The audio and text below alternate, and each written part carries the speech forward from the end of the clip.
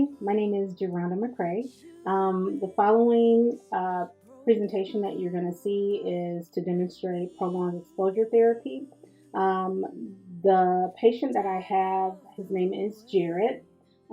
Jared is from New York and he contacted me for sessions online. This will be session number 3 that we will be demonstrating. The backstory to what's happened to Jared is that he is a Broadway um, performer. He part times as a clerk at a bodega. He left a vocal lesson late, and he's supposed to open the bodega. His session was in Manhattan, but he had to go all the way to Brooklyn. Once he got on the train, he put some headphones on and he was playing the song by Joe Corey. This song apparently was very significant to Jared because he was brutally attacked while listening to the headphones are on his head. And you'll hear the rest in the presentation. Jared has reported symptoms of PTSD, and you'll also see that in the presentation. Sleeplessness, night terrors, um, and I believe that he did a really good job and demonstrating what what a patient would be like, and I hope you like it.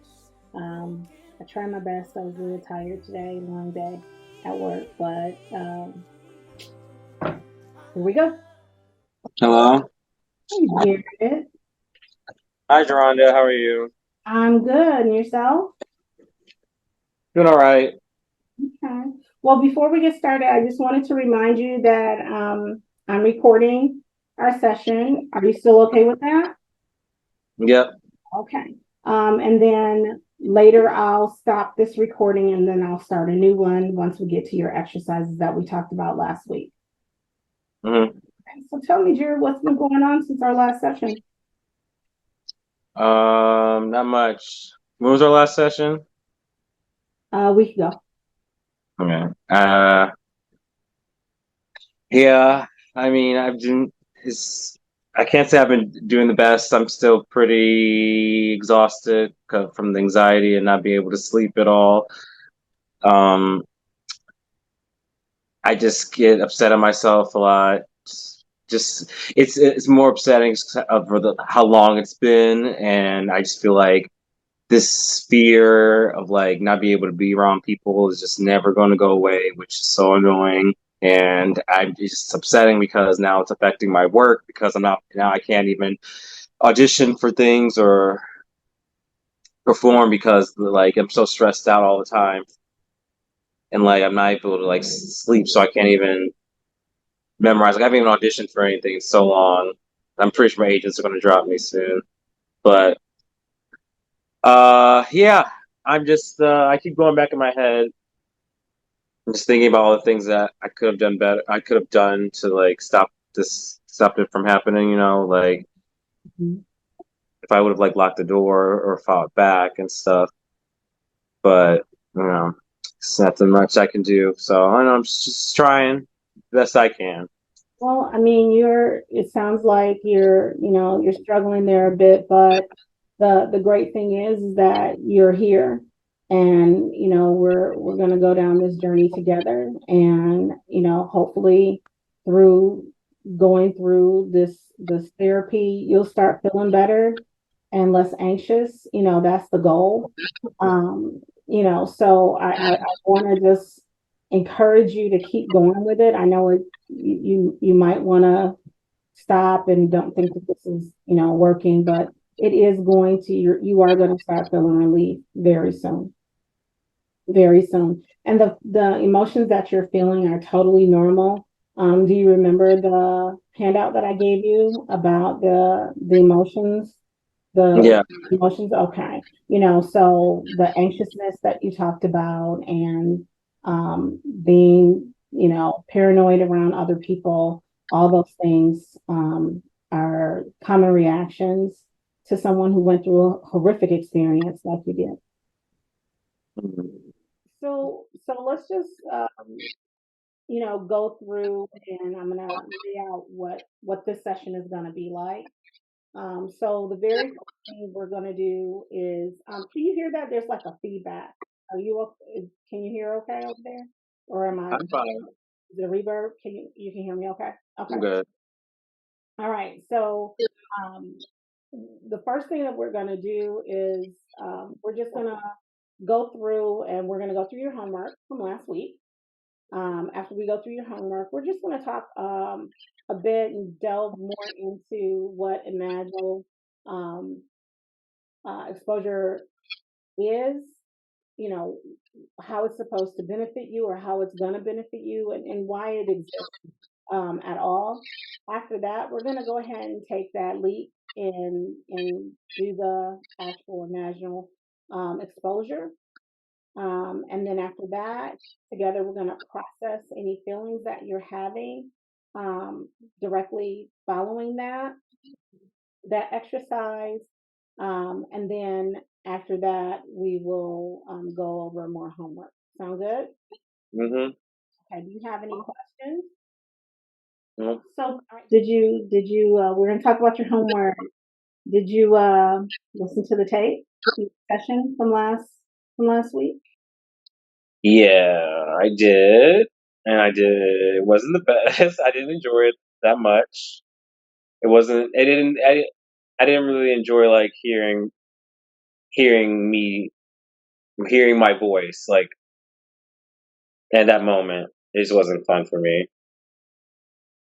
Yeah, I mean it's typical. You're not, the only people I know that enjoy hearing their voices are DJs, or radio personalities. So, definitely cut yourself a break because it is a very new experience and you're going to have different emotions because this is completely new to you.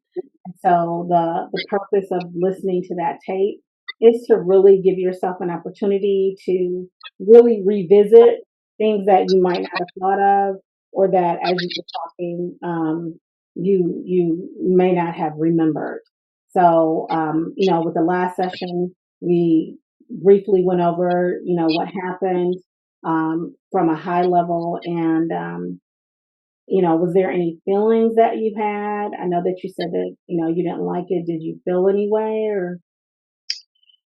I just felt like I sounded terrified like the entire time, and I don't know, like how does it doesn't feel like it helps. You know what I mean? I don't know how it's supposed to help hearing me sound like that. Well, it's all a part of the process because what you have right now, you told me in the other session that you absolutely have been avoiding this, at all. Any of the memories, any of the places. And so what you're doing is you're exposing yourself to that memory. You're exposing yourself and you're hearing it. And by exposing yourself, you're processing through what happened. Think about it this way, the memories that you've been having now and the feelings that you have, they're being intrusive. They're coming up while you're sleeping. They're coming up while you're around people. This way, when you process and you're hearing yourself, it's intentional and you get the opportunity to really inspect what's happening and how you feel and regulate your own emotions and anxiety based off of what you're hearing rather than your anxiety controlling you. Do you understand? Yeah, I guess. Yeah. Did you practice your breathing? Yes, I have been. It's been helping. I think that's been helping a little bit more with the anxiety attacks. I haven't had them as much. Um, and I had my friend Asia come over and we listen. We try to listen to the Joel Corey song, and You I talking about your in vivo, your in vivo exercise? yes, Okay, okay, go ahead. we had to listen. We had to have to listen to the song. Um, yeah, she was there and we were listening.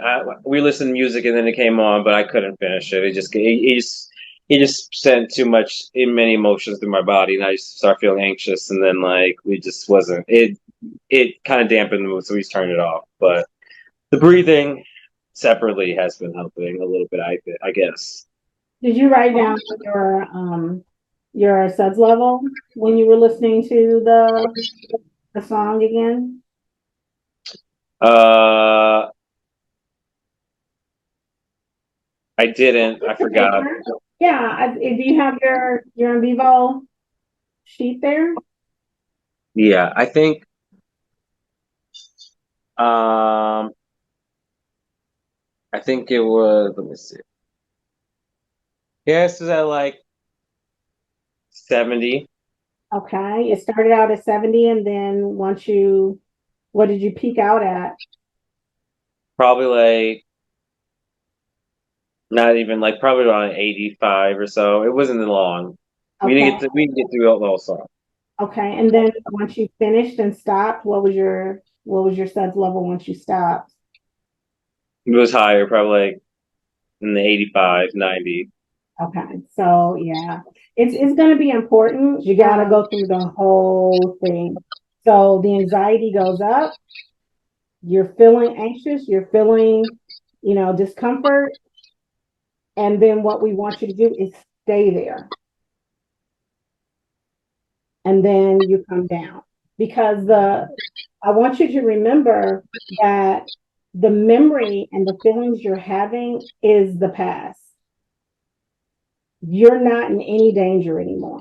And that's the key, that's a very key point and a key thing that I want you to really take away, that what happened to you in the robbery, that will never happen again because that was a unique situation.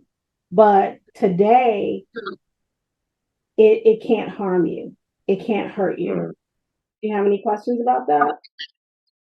No, I mean, I guess method's the method. You know what I mean?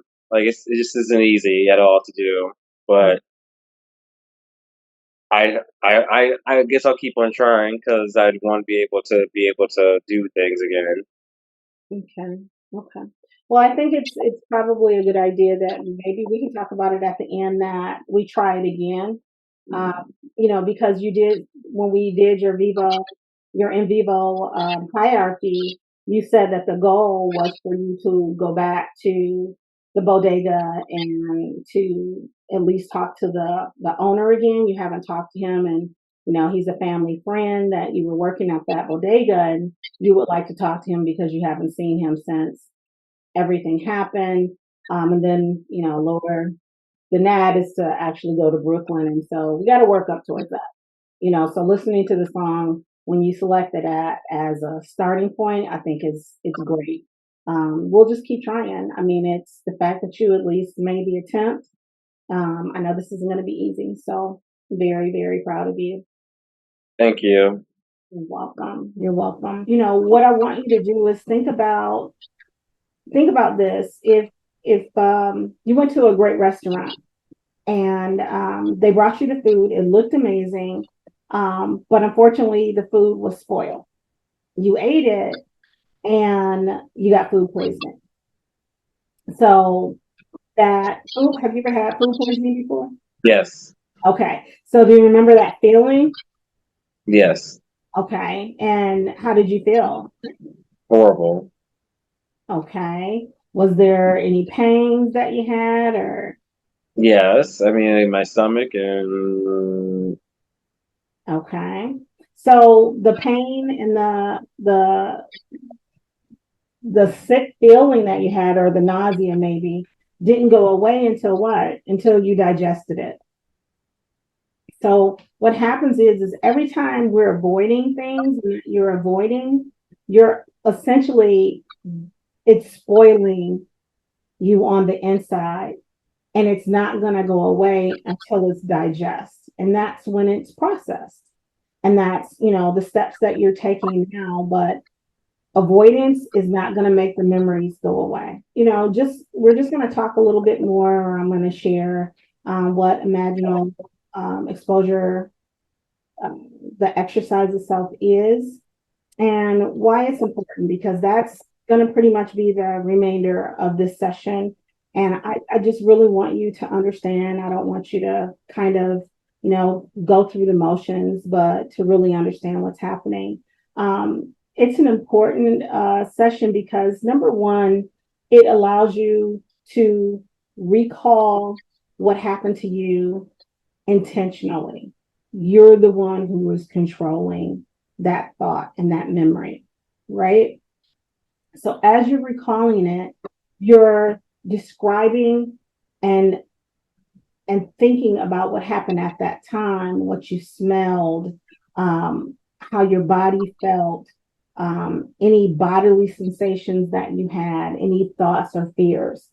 So this is significant because it essentially, again, helps you go through the healing process as you talk it through, and then you're able to release a lot of the anxieties that you have. So it may feel frightening, and it may be unnerving. Yeah, that sounds like a lot. It just sounds like a lot. I don't know if I could do it, to be honest. But it just feels like a lot, maybe like too much. I want too much too early. Yeah, yeah. It seems like we're rushing into it, but it's we're gonna pace it out. I'm gonna be here with you, and it's gonna be okay, Jared. I understand like what it is. I just feel like it's just gonna make things worse. Well, I mean, and think about it this way: if you do nothing, if we don't do anything, it's still gonna come, and it's completely your choice whether you want to do this type of therapy. But I'm gonna be a straight shooter. It's still gonna You're still gonna deal with the memories. You're still gonna deal with the night terrors that you've been having and the anxiety. So I think that this is a great step for you, and I believe that you can do it. And I know that your family or friends may be telling you don't think about it. It's better to avoid. And yeah, you tell me that you go to church, and you know unfortunately they tell a lot of the members that have gone through trauma, put those things behind. Press on. And it becomes a norm to just forget it, avoid it. But the reality is that it is going to resurface every single. Okay. I mean, we can do it. I just feel like, yeah, I guess I can understand why it can help, and I know that probably like it'll probably help down the line because I just know I don't want to keep feeling like this anymore. Because, like I said, it's been so long, and I really thought I'd not be feeling like I'm still losing my mind, you know. So we can try, but Okay. I guess I'm just scared. Well, think about it this way. This might, hopefully, this will help you. You know how you do. You were telling me when we first met that you have done so many plays. You've done, all over the world. And when you first do the play, you have your opening night, right? What feelings do you have opening night normally? Usually nerves, but I'm the type that tells people not to be nervous because we have no reason to be nervous because it's just what we've been doing, you know. But sometimes but I still always get nervous, a little nervous for every performance. Okay. And so in between the opening opening night, you have practices, right? You're practicing, and you go show after show from one, in your case, one country to the next. But would you say it gets easier? I mean, like the stage fright portion of it, or just like, Stage fright, doing the show. oh yeah, that's as time. Yes, as time goes on, always. Yeah. Okay. And then the close of the show, you know what? You can pretty much do it with your eyes closed, huh? Pretty much, yeah. Yeah. That's how imaginal exposure is. In the beginning, those nerves happen, but then as you do it more and more, the discomfort goes down and you're processing it. Well, what ends up happening is that you're able to recount and think about those memories. And then as you continually keep going over them, you get a different perspective. And that process actually is helping you to relieve a lot of stress and avoidance. It seems counterproductive, but it actually does help in the long run. And in the beginning, you may not feel anything, but if we keep at it, excuse me, you'll start feeling better. Okay, guess we can do it. What's going to happen, Jared, is I'm going to ask you to recall your memory. As I stated before, when you're recalling the memory, I want you to talk in the first person. You're going to tell me what you see, what you're thinking about, what you smell. And we're going to go all the way through the memory. I'm not going to stop. I'm not going to do anything but encourage you. I may ask you um, through that exercise, what's your anxiety level? How are you feeling? All you have to do is just give me the percentage or the number and keep going with it. And what you hear is you'll hear me encouraging you or telling you to go on. Once you completely recounted your memory, then I'm going to tell you, let's go again, or you did a great job again. And we're going to keep going again as you're recounting. What it's doing is it's helping you organize what happened. And then it's helping you get a different perspective. And one of the last thing it does is it helps you to differentiate and separate out what happened and then where you are right now. Hopefully you'll be able to, as you go through it a couple of times, you'll be able to, that separation will come. Okay. Okay. Do you have any questions for me? No questions at all. Okay. How are you feeling? Nervous. Okay. Okay. You can do it, Jared. I know you can. All right. So let's get started. Ready. Okay. So Jared, I just started the next video for us, and this is the second video that you're going to take home, and you're going to do the imaginal recording with the suds on this one. Now, I just want to remind you that the purpose of doing this exercise is so that you can regain control of your memories. And rather than allowing the memory to control you, the aim is to enable you to be able to discuss, feel, or think about what happened to you in the robbery without becoming overwhelmed or it being destructive in your life at all. Do you understand? Okay. So what's going to happen now is we're going to start out where you told me that you remember, as you recall. We're going to start out at the train, and then we're going to run all the way through. You're going to talk about the memory, and relay what's happening and what you're seeing all the way through, and we'll go from there. Are you ready? Yeah. Okay. You may want to take off your glasses, but go ahead and close your eyes. It's better for you to not be distracted. And when you're ready, go ahead and begin. I came off. I was on the subway running late because I don't remember why I was running late, but I was running late on the subway, listening to Jerry Corey's song while I was waiting for the subway to get off. Or actually, no, I had the song on playing, and it was playing as I was running out of the subway to the bodega. Once I got to the bodega, I ran back and I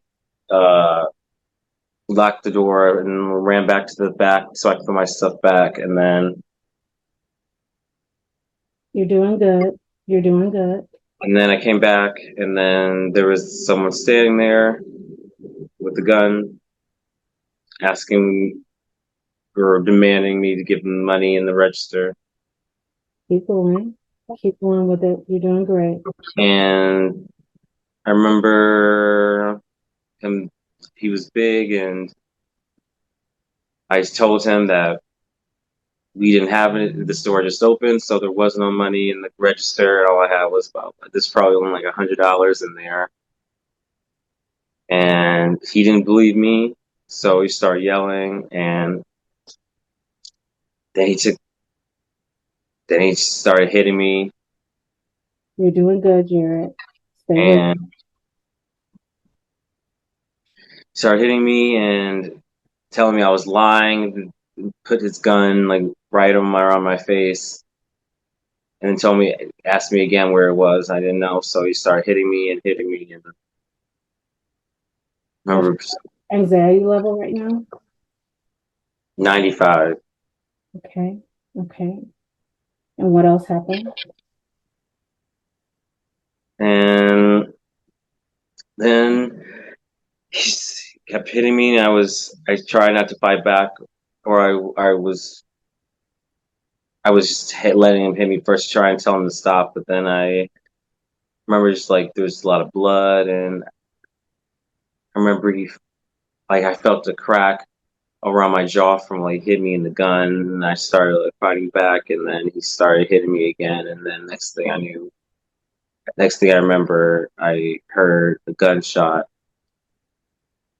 and then it just felt like my entire stomach was just like being ripped open. Okay. And Okay. then I remember I was on the ground and I blacked out. The next thing I remember was woke up to the police being there. Okay. Okay. Now I know that was difficult. You did a really good job, but I want you to start again. Start from the train.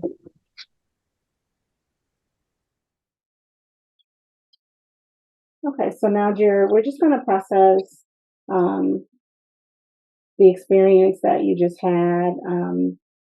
Is there anything that you want to share or your thoughts about I all that? just didn't.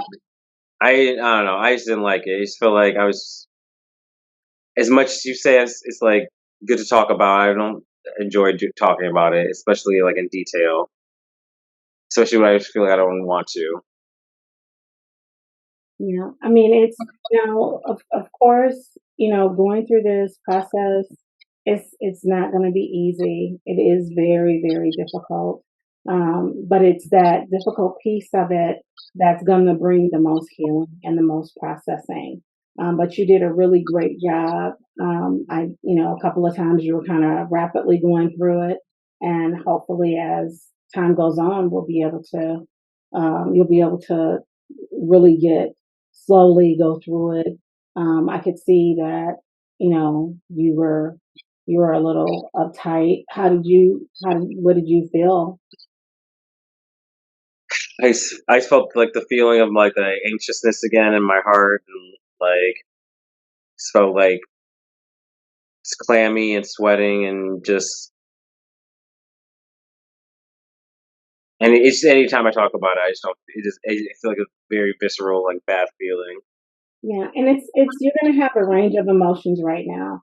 And like I was saying earlier, you may not it's right this right in this moment, you may not feel a relief when you get home, or when you're walking. You might feel less anxious as it's come up, because we revisited that memory, 3 times. And so it's not the number of memories, it's how you're remembering and processing it. Was there anything key that, as you were talking, came to mind that you heard yourself say? No. There was something that I actually heard you say. What was that? Um, when you told it the first and the second time, you actually said you locked the door. And before you said that, in the beginning, even today's session, you said that you didn't lock the door and you felt really bad about it. Oh,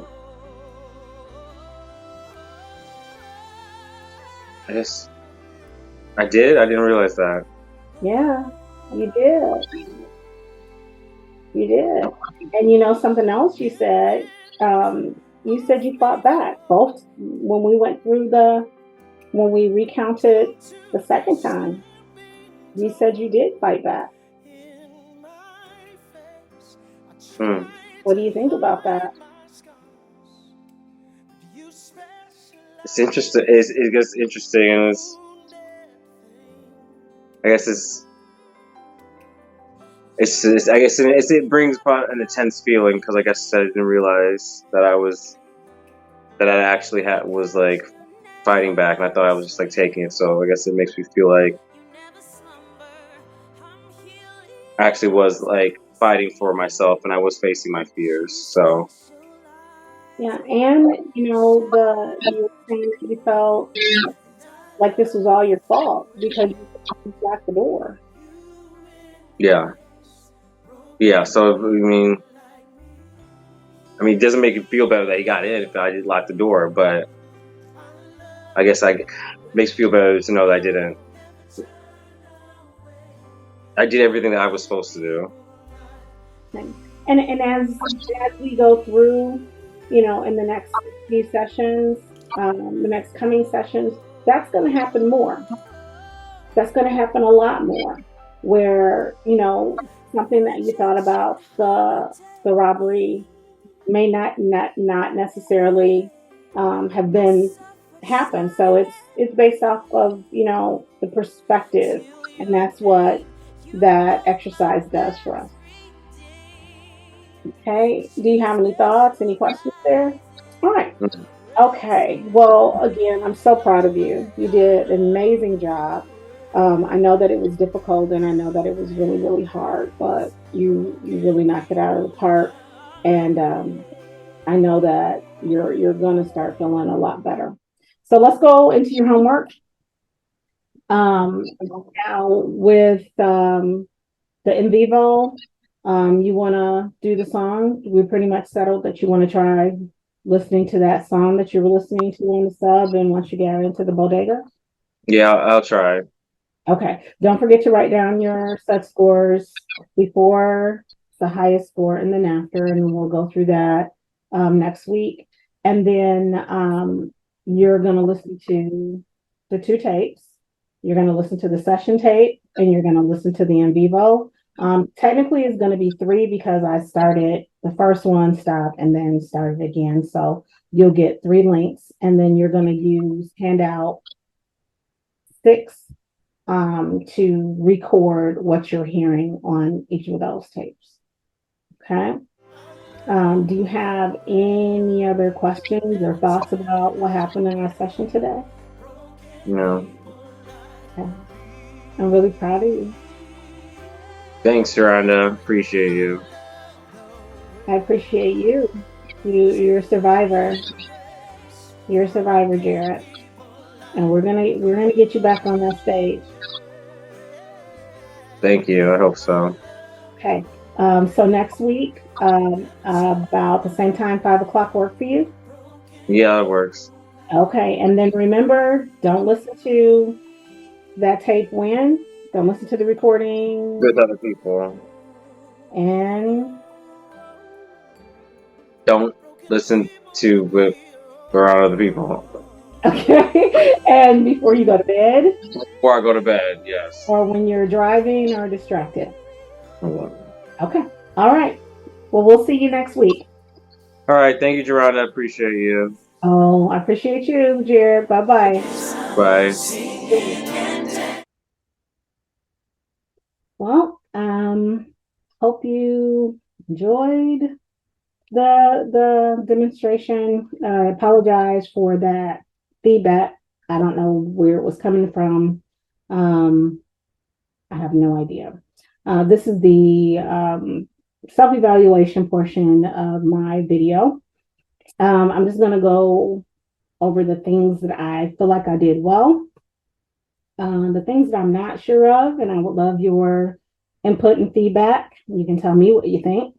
And then the areas that I feel like I needed to improve.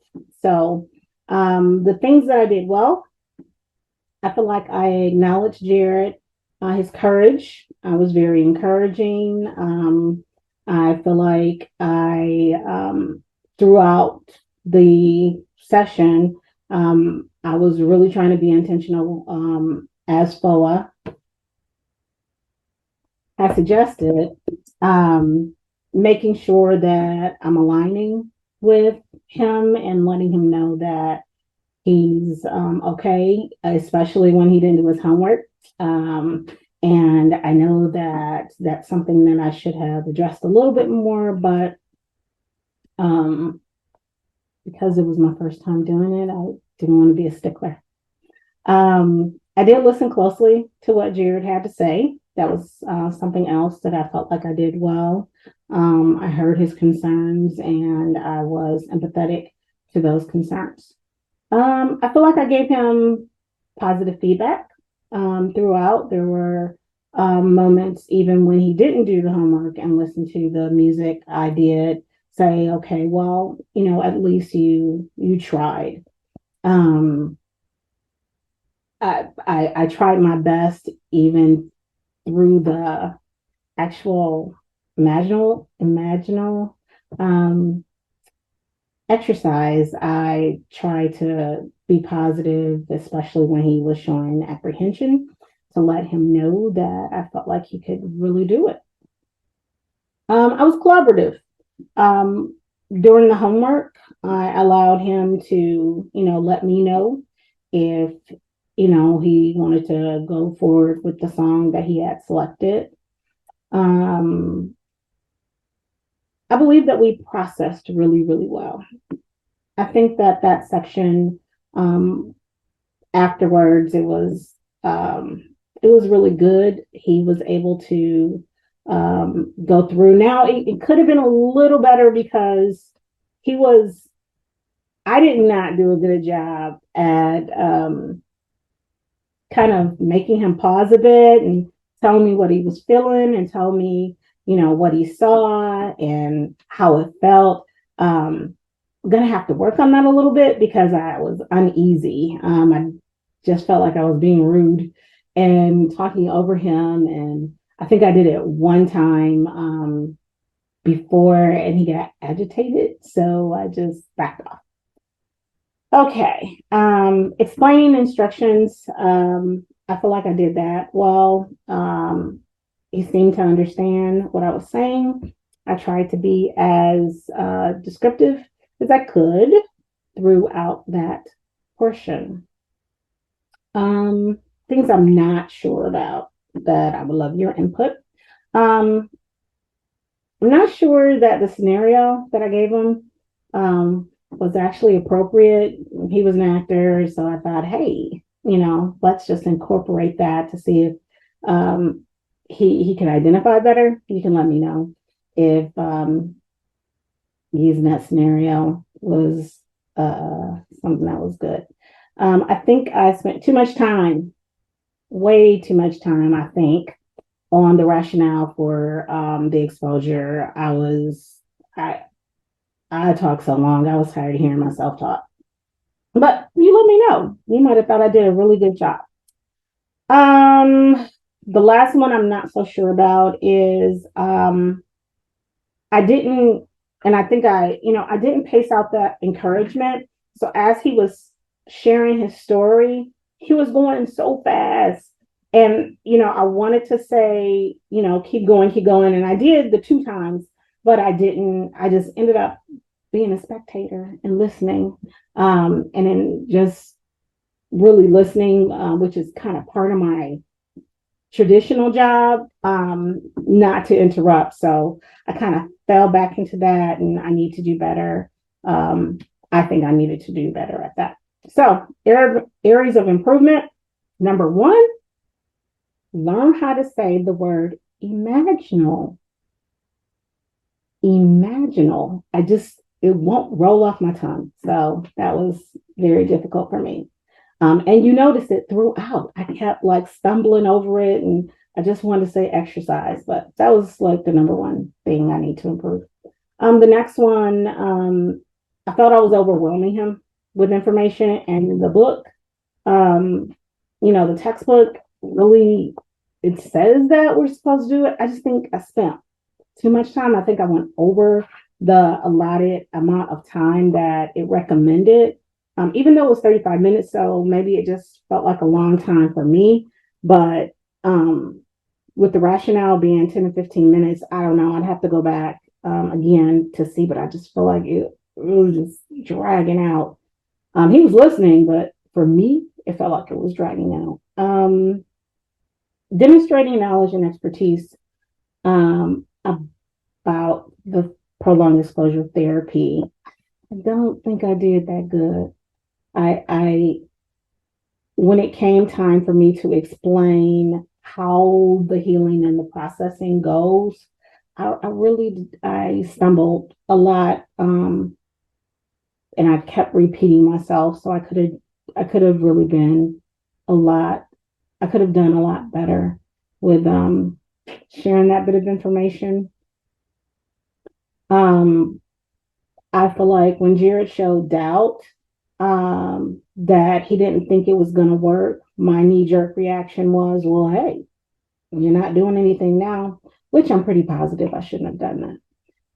I kind of cleaned it up towards the end there, but at first I'm like, well, hey, if you're not doing anything, it's still going to get worse. But I should have really taken that on as an opportunity to encourage him. Um, the next thing, we did not do any breathing, none. He didn't show a lot of emotion, so it didn't seem that he was distressed, but just because he wasn't um physically showing the emotion didn't mean that he wasn't distressed, and I should have at least asked him if he wanted to do any breathing.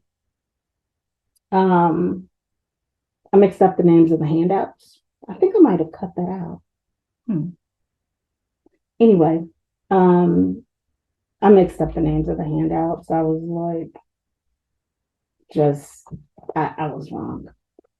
I could have done that a lot better, and knowing it's important because when I'm with a client, they rely on me to be an expert, and probably a good idea that I know which handout and what they're for. So I'll do that better next time. I talked a lot. And to be frankly honest, the videos that we watched for class, they talk a lot too. But again, I think with my day job, working with my population, they talk a lot, and so I listen a lot, and to hear myself talk. Um, I think it dragged things out, and I didn't give him really more of. I could have when he was voicing his reasons and his doubts. I could have engaged him a lot more um, about why he felt the way that he felt, instead of just saying, okay, well, this is what's going to happen. So listen to me. I didn't really give time to really explore how he was feeling. Um,